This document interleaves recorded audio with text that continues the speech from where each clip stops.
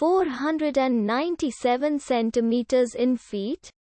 First of all, we need to know the value of 1 centimeter in feet.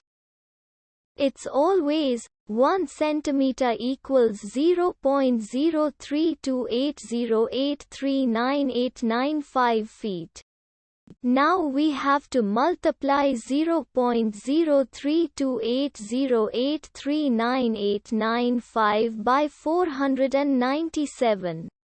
Therefore, 497 centimeters times 0.03280839895 feet equals 16.305774277815 feet. So, in other words, 497 centimeters equals 16.305774277815 feet. We hope you have enjoyed this video. Please like and subscribe to our channel for more videos like this.